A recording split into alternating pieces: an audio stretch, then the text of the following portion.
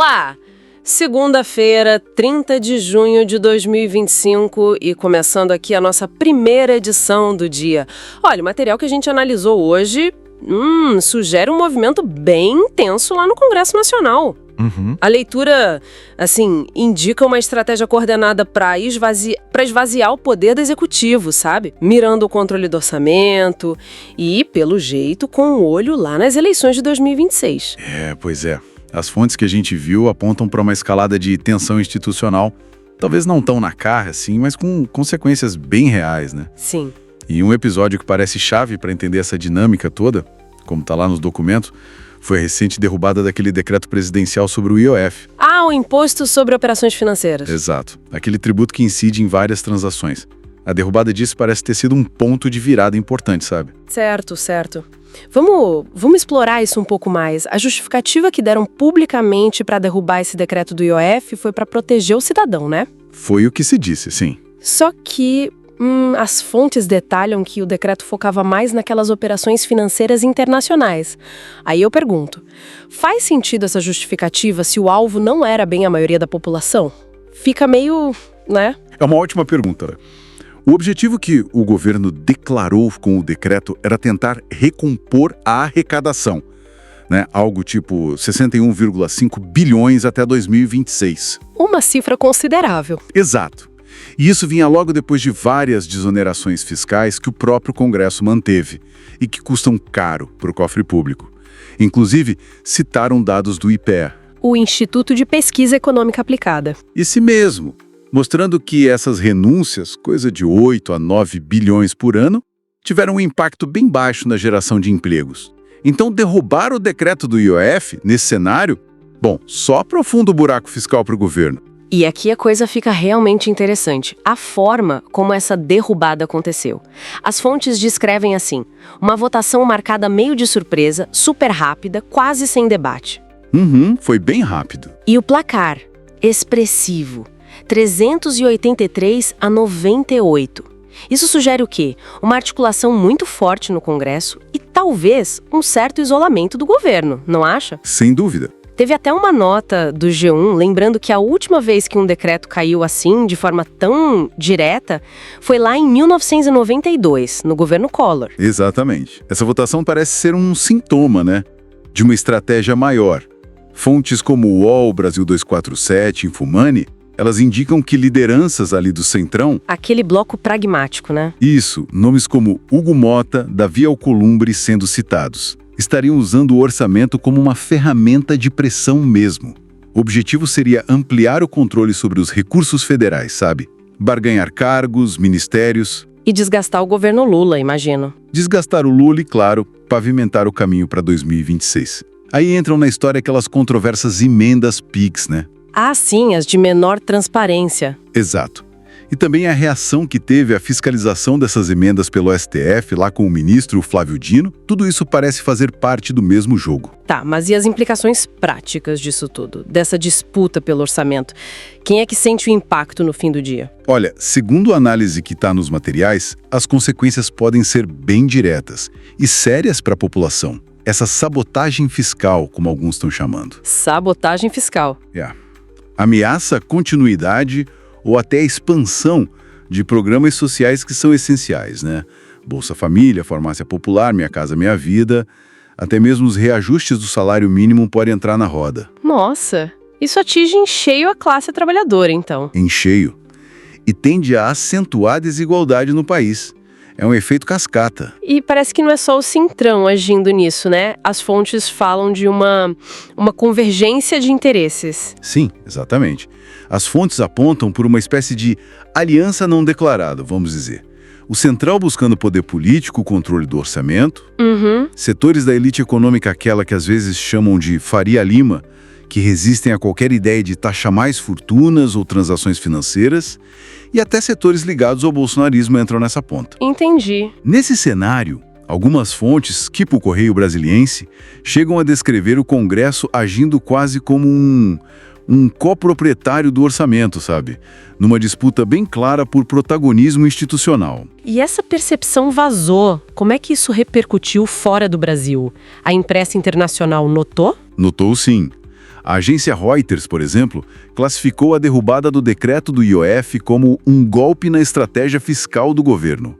Foi esse o termo. Golpe na estratégia fiscal. E um dado curioso: o mercado financeiro, a Bolsa, reagiu com otimismo à derrubada. O Ibovespa subiu.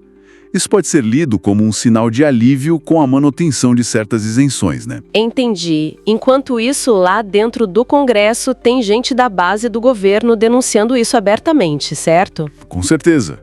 Parlamentares como Lindbergh Farias, por exemplo, em declarações que o Brasil 247 repercutiu, falam mesmo em sabotagem deliberada, em chantagem. Nossa, que complexo. E tem um paradoxo aí, né? As fontes destacam que algumas dessas mesmas lideranças que muitas vezes se colocam como defensoras da democracia estariam, na prática, tensionando a própria separação de poderes com essas manobras no orçamento. Algumas análises nos documentos chegam a usar um termo forte, falam em golpe branco e institucionalizado. A leitura geral que as fontes trazem é de uma crise institucional relevante. O UOL descreveu a situação como uma sinuca de bico para o governo. Chega-se a mencionar a possibilidade de levar a questão para o STF, como aponta o Congresso em Foco. O que poderia complicar ainda mais, né? Exatamente, poderia agravar o impasse. No fundo, o que as fontes todas sugerem é uma tentativa de usar o controle do orçamento para, na prática, alterar o equilíbrio de poder que foi definido nas urnas. Entende? É disso que se trata. Resumindo, então, o cenário que os materiais nos mostram hoje. A gente tem um Congresso agindo de forma bem assertiva para controlar o orçamento federal, buscando limitar a margem de manobra do Executivo. Isso. Isso acaba tendo reflexos diretos em políticas públicas essenciais para a população, gera uma instabilidade institucional e, claramente, está reorganizando as forças políticas já pensando no horizonte de 2026. Olha, eu gostaria de mudar um pouco o foco. Vamos tentar ir além da notícia da semana, sabe? Essa história da derrubada do decreto do IOF lá no Congresso, porque assim, olhando as fontes, isso parece bem maior que só uma briga por imposto. O que está pintando é um cenário de tensão, né? Uma tensão institucional forte entre executivo e legislativo. E aí entram os limites de cada poder e, o que é crucial, essa tendência de levar tudo para a justiça, né? A judicialização da política fiscal. Isso pode ser meio arriscado para a separação dos poderes, segundo alguns analistas. Exatamente. E, bom, as fontes já estão dizendo que o próximo passo é esse mesmo. O governo federal vai bater na porta do Supremo. O argumento principal vai ser esse aí, que o Congresso meio que invadiu uma área que a Constituição diz que é do Executivo. Feriu a separação dos poderes, entende? Entendi. Vamos aos fatos, então.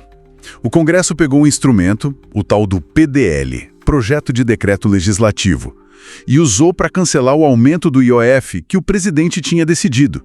E tem um detalhe aqui que a Associated Press e a Reuters destacaram e que me chamou a atenção. Faz mais de 30 anos, sabe? Mais de 3 décadas que o Congresso não fazia isso com o decreto presidencial. Nossa! Só isso já dá uma medida do tamanho do conflito, né? Sem dúvida. E a defesa do governo, que a AGU está montando, com o apoio de gente como José Dardo Cardoso, se baseia numa lei, ela de 1994. Essa lei, a 8.894, daria para o Executivo uma margem, sabe, para mexer nas alíquotas do IOF. A leitura deles é que o Congresso só podia derrubar o decreto se ele extrapolasse poder regulamentar. Basicamente, se o Executivo mudasse a lei em vez de só detalhar, entende? Como o governo diz que não fez isso, que agiu dentro dos limites, então a anulação pelo Congresso seria uma usurpação de competência. Uma violação do artigo 2º da Constituição. E tem analistas, tipo a Miriam Leitão, que olham para isso com uma certa apreensão. Ela argumenta que usar o PDL desse jeito, para uma coisa que parece mais política do que técnica, talvez tenha sido ir um pouco longe demais. Queria um precedente meio complicado, né? E a forma como votaram. Meio de surpresa, numa sessão à noite, mais esvaziada, isso alimenta a ideia de que foi uma jogada para desgastar o governo. E tudo isso estaria ligado a uma disputa maior, pelo controle do orçamento, que, bom, vem esquentando desde 2015. Tem um dado que o deputado Guilherme Boulos trouxe que ilustra bem essa perda de poder do Executivo. As emendas por parlamentar pularam de uns 4 milhões lá em 2010 para 38 milhões agora. É um salto e tanto, né? É muito dinheiro. Isso dificulta demais qualquer planejamento central, imagino. Claro, mas, do outro lado, a oposição tem uma leitura bem diferente. Figuras como o deputado Mendonça Filho dizem que o executivo usou uma ferramenta técnica, o decreto, para fazer algo político, aumentar imposto para fechar as contas sem negociar. E que agora ir para o STF é tentar ganhar na marra, em vez de buscar o diálogo político que, na visão deles, faltou desde o começo. E a judicialização veio rápido mesmo. O PSOL, com apoio da Rede, PDT e PSD, já entrou com uma ADI, uma ação direta de inconstitucionalidade no Supremo. O argumento é justamente esse, que o Legislativo foi além do que podia. E o Valor Econômico publicou que Lula e o Haddad foram pegos de surpresa com essa pauta na votação. Lá nos bastidores do governo, a palavra que usaram foi traição. Dá pra sentir o clima, né? Totalmente. E o impacto no bolso não é pequeno, não. A Associated Press falando uma perda de 12 bilhões de reais na arrecadação. Isso pode acabar afetando programa social, investimento e quem mais sente a população mais pobre, né? E é interessante que, segundo técnicos da Receita que as fontes mencionam, o decreto tinha, sim, um lado técnico, para regular o crédito. Não era só para arrecadar. A AGU até argumenta que derrubar isso ameaça o próprio arcabouço fiscal. O que leva a gente para dois dilemas centrais que as fontes levantam. Um é jurídico. Qual o limite do Congresso para brecar um decreto do Executivo que é tecnicamente legal, mas que politicamente não agrada? Boa pergunta. E o outro é político. Como é que um governo consegue governar cercado por um Congresso que parece agir como um executivo paralelo na hora de gastar o dinheiro do orçamento? Alguns analistas chegam a falar num tipo de parlamentarismo informal, só que sem as regras claras que esse sistema deveria ter. É complicado. O que esse episódio todo do IOF parece mostrar quando a gente lê as fontes é a fragilidade, sabe? A tensão no nosso sistema político. Quando a negociação emperra direto e a briga entre os poderes vai para toda hora no judiciário, isso acende um sinal amarelo sobre como o pacto político está funcionando, ou melhor, como não está funcionando, né? Fica então a reflexão para quem nos ouve. Se o diálogo político não está dando conta, se o STF vira a arena principal para resolver essas disputas entre executivo e legislativo, o que isso diz sobre a saúde das nossas instituições democráticas, no fundo? Faremos um breve intervalo, não saia daí.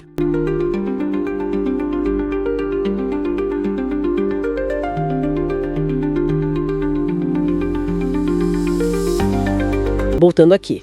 Bom, nesta parte da nossa edição, a gente vai mergulhar um pouco no que significou essa derrubada do decreto do IOF, né? Aquele imposto sobre operações financeiras. O foco aqui é o impacto disso na justiça fiscal, claro, nos programas sociais e também naquela história da traição da base aliada do governo, né? Que deu o que falar. Então, a ideia inicial do governo era assim, relativamente simples, aumentar um pouquinho o IOF. A meta era arrecadar os 12 bilhões de reais a mais por ano. Era para ser uma forma de compensar outras mudanças nos impostos, sabe? E tentar um ajuste fiscal mais progressivo, ou seja, fazer quem tem mais pagar mais, revendo os benefícios fiscais aí de setores de alta renda e aumentando a contribuição dos bancos. Exatamente. E esse ponto da progressividade, ele é central. Não são só os números, né? A gente tem economistas importantes, como o Eduardo Fagnário, a própria Maria da Conceição Tavares, eles sempre mostraram isso. Num país tão desigual como o nosso, como o Brasil, cobrar mais imposto de quem pode mais é fundamental. Até para a democracia funcionar melhor, para ter mais coesão social, né? O Thomas Piketty também mostra isso em estudos internacionais. A lógica é essa, usar o imposto para diminuir um pouco essa concentração de renda enorme que a gente tem. Pois é. Só que o argumento que muitos parlamentares usaram para barrar isso foi: vamos proteger os mais pobres. O pessoal que usa cheque especial, que parcela no cartão, mas espera aí. A proposta original mirava operações de valor mais alto, né? Aquelas que são mais comuns entre quem tem mais grana mesmo.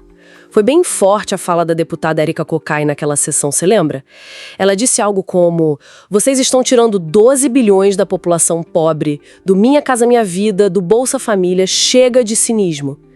E o mais curioso, assim, é que na mesma semana em que derrubaram isso, aprovaram 600 milhões de reais para criar novos cargos lá na Câmara dos Deputados. É uma contradição, né? Total. E as consequências dessa derrubada, elas podem ser bem pesadas, viu? Sem esses 12 bilhões por ano entrando, O governo talvez precise cortar. Falam em até 30 bilhões de reais lá no orçamento de 2026. E isso, claro, coloca em risco programas que são essenciais. Assistência social, saúde, educação. Tudo isso pode ser afetado. E tem pesquisas importantes do IPEA, né, o Instituto de Pesquisa Econômica Aplicada, que mostram quem mais sofre com esses cortes. São as mulheres, a população negra, quem mora nas periferias. Ou seja, aprofunda ainda mais a exclusão social. Na prática, o que o Congresso fez foi transferir o curso desse ajuste fiscal para os ombros dos mais vulneráveis. Isso é muito sério. E aí entra a política pura, né? A dinâmica do poder. Porque foi tudo muito rápido. O Hugo Mota na Câmara, o Gavi Alcolumbre no Senado. Eles articularam essa derrubada num piscar de olhos e a votação foi esmagadora, 383 a 98 na Câmara, e no Senado foi unânime. Tudo no mesmo dia. Isso chama muita atenção. E o mais surpreendente, talvez, foi em levantamento da CNN Brasil, que mostrou que mais de 60% desses votos contra o governo vieram de partidos da própria base aliada. A gente está falando de União Brasil, MDB, PSD, PP, PDT e Republicanos. Partidos que têm ministérios, que têm cargos importantes no governo. Como é que se explica isso? Pois é, essa desconexão é gritante. Quer dizer, ocupar espaço no governo e, na hora H, votar contra um projeto importante como esse, mostram a base muito fragmentada, talvez até oportunista, né? E a declaração do Hugo Mota, algo tipo cada poder deve entender o seu limite, soa quase como um desafio direto ao Palácio do Planalto, né? Ao Executivo. Fontes como o Poder 360, o jornal O Globo, indicaram que não foi só uma pressão normal do Congresso. Pareceu mais uma ação coordenada mesmo, sabe? Uma espécie de sabotagem calculada. Lá dentro do governo, a avaliação de alguns ministros foi clara. Uma derrota da própria ideia de justiça tributária no país. E a leitura nos bastidores de Brasília, pelo que se ouve, é que isso foi um recado bem direto para o governo. Um teste de força, na verdade, que pode acabar abrindo caminho para mais derrotas do governo em questões orçamentárias, né? E bloquear futuras tentativas de buscar receita para compensar outras perdas. Alguns analistas até veem nisso uma manobra para aumentar o poder do próprio Congresso sobre as emendas parlamentares, o controle do orçamento. E chama a atenção também que os articuladores dessa derrubada, eles não apresentaram nenhuma alternativa. Como que vai cobrir esse rombo de 12 bilhões por ano? Ninguém diz. No fundo, o que a gente está vendo é uma disputa bem clara sobre quem controla o orçamento público. E mais do que isso, que tipo de projeto de país esse orçamento vai financiar? De um lado, você tem um governo tentando viabilizar um orçamento um pouco mais redistributivo, com essa ideia de taxar mais quem pode mais. Do outro lado, um Congresso que, na visão de alguns analistas, o Reinaldo Azevedo, por exemplo, fala sobre isso, parece muito alinhado aos interesses de uma elite econômica. Uma elite que resiste fortemente a qualquer ideia de taxar grandes fortunas ou os bancos. O Azevedo chega a usar o termo sabotagem orçamentária, já pensando lá na frente, em 2026. É uma análise forte. O governo até tentou, né, com aquela campanha Quem tem mais paga mais, ganhar essa disputa de narrativa. Mas o impacto prático da derrota no Congresso foi grande. Agora falam em levar a questão para o STF, para o Supremo Tribunal Federal. Mas essa ameaça de crise fiscal que paira no ar parece muito resultado dessa captura do orçamento por interesses específicos, sabe? E por uma parte da elite política que, às vezes, parece agir um pouco à margem do pacto democrático, né? Complica tudo e o governo acaba ficando acuado entre a responsabilidade fiscal, que é importante, e a responsabilidade social, que é fundamental. Uma sinuca de bico. E no final das contas, quem acaba pagando por isso tudo não é o governo, né? É a população brasileira. Para a gente ir caminhando para o final dessa edição, parece claro que o foco agora está se deslocando, né? Para uma articulação bem mais ampla, certo? Aquela ideia de inviabilizar mesmo o governo Lula eleitoralmente em 2026, talvez até forçando, um colapso governamental. Exato. A leitura que emerge das fontes que a gente viu é que essa derrota recente do decreto do IOF no Congresso está longe de ser um evento isolado, sabe? Funciona quase como um sinalizador forte de uma ofensiva institucional que já estaria acontecendo. com olho lá em 2026, na disputa eleitoral. E parece que tem método nessa ofensiva, né?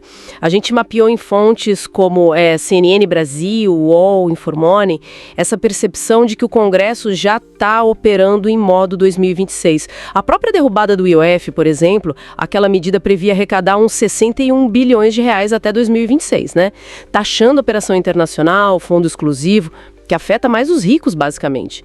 E foi articulada, assim, de uma forma muito rápida. Sim, e o jeito que aconteceu diz muito, né? Os relatos indicam uma manobra, assim, bem pensada. Pautaram o tema em urgência, sabe? Bem durante o recesso junino, que é um período mais parado normalmente lá no Congresso. Isso facilitou a aprovação. Nomes como Hugo Mota na Câmara, Davi Alcolumbre no Senado, são apontados como os coordenadores disso aí. O que demonstra, né, segundo a interpretação que está nos materiais, uma estratégia, deliberada mesmo, para gerar um clima de ingovernabilidade. Para desgastar a imagem do governo. Exato. E, claro, abrir caminho para uma alternativa em 2026.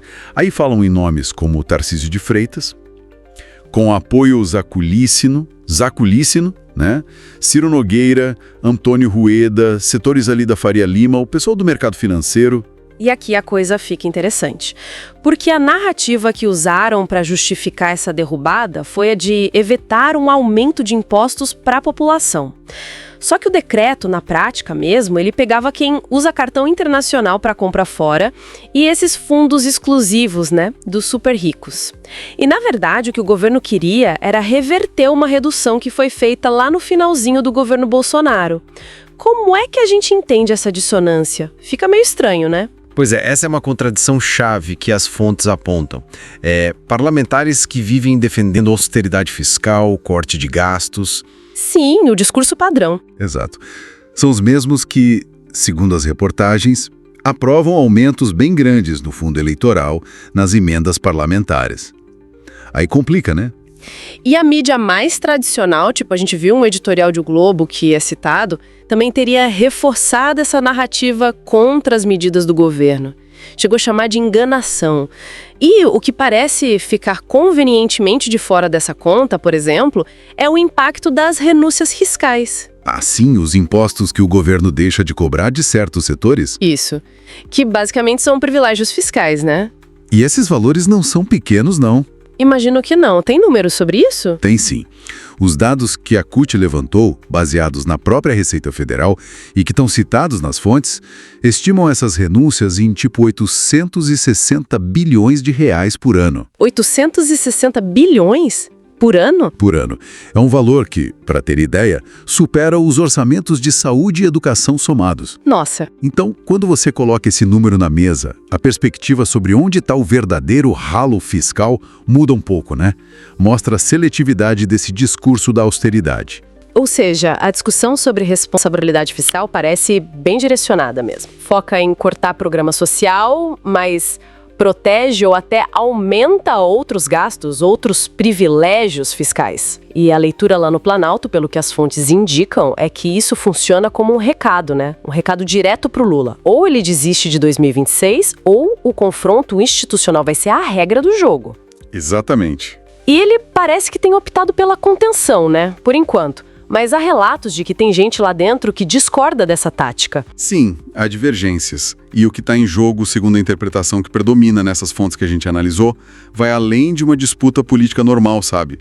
Aponta-se para uma tentativa mesmo de subverter o processo democrático usando essas manobras institucionais. Alguns descrevem como um golpe em câmera lenta. E essa estratégia afetaria diretamente a capacidade do governo de tocar programas sociais e colocaria em xeque a própria soberania do voto popular, né?